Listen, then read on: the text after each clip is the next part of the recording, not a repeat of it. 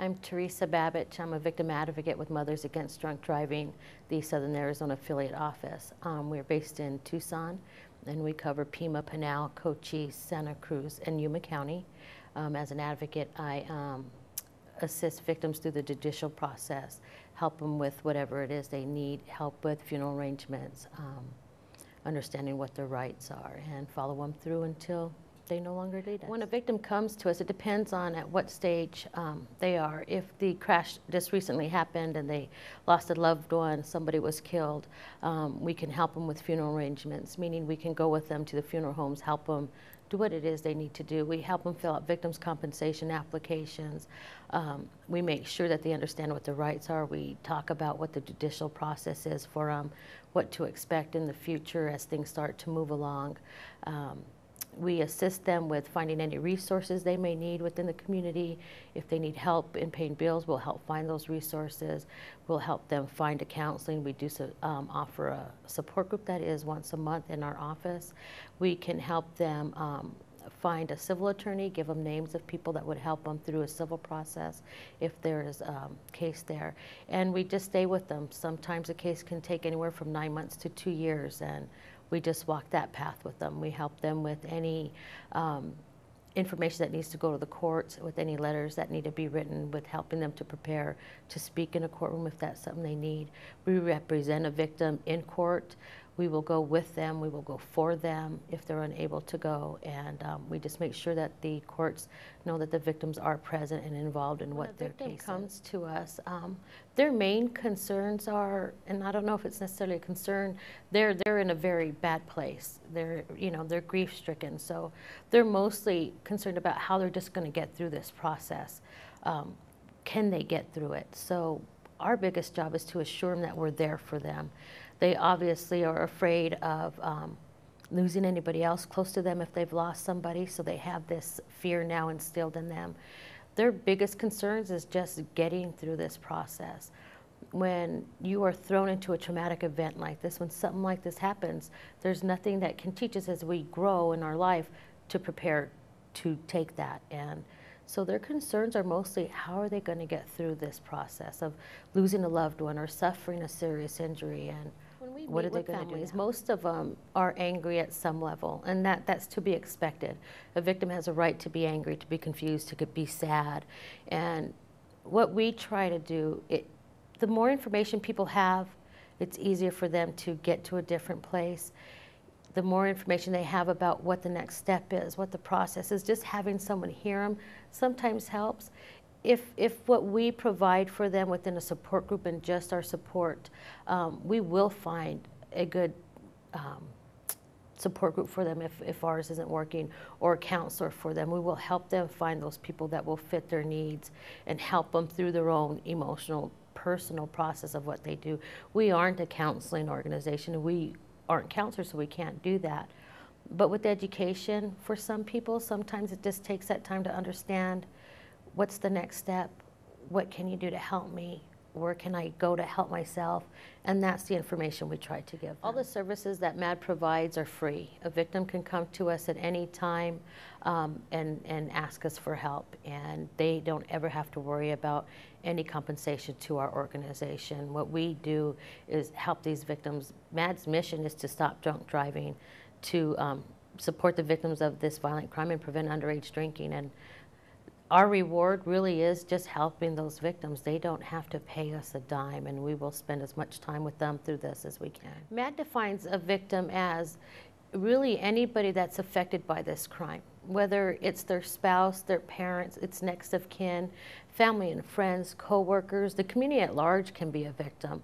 A victim is somebody who's traumatized by this criminal act, that has taken a loved one, who has injured somebody, who's damaged property. Those are victims in MAD's eyes, and we will support them and help all of them as we go through it. When it comes to an offender, if an offender, the drunk driver is injured or killed, those are not victims to us. They are the offenders. And it's unfortunate that they've made that decision, but usually they're the people who are victimizing the innocent people on the streets, and we solely support the victims that are the innocent people in this crime. When it comes to somebody becoming a victim of a drunk driving crash, there is no age, there is no color. A drunk driver will not discriminate against anybody. It doesn't matter what color you are, how much money you make, how old you are. Anybody at any given time can become a victim of a drunk driving crash. The statistics show with the number of people that are killed in our country, every minute of every day somebody is involved in an alcohol-related crash, and every 30 minutes somebody is killed. There is no age that's going to protect anybody. There is no time of day. It can happen within a blink of an eye, and it happens every single day, every minute. So there is really no category that people fall into. If it's going to happen, it's going to happen. In order for us as an organization to reach out to victims, a lot of times victims will just come to us on their own. We watch the news a lot. We have a real close relationship with law enforcement officers and different agencies. If we can gather the information from a victim, we have what we call a We Care card that we send out to the family.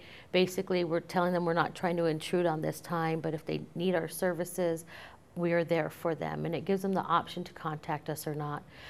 MAD's a nationwide known organization, and very few people know that we offer free victim services. We are the nation's largest victim service provider in this country, and very few people know that's what we do.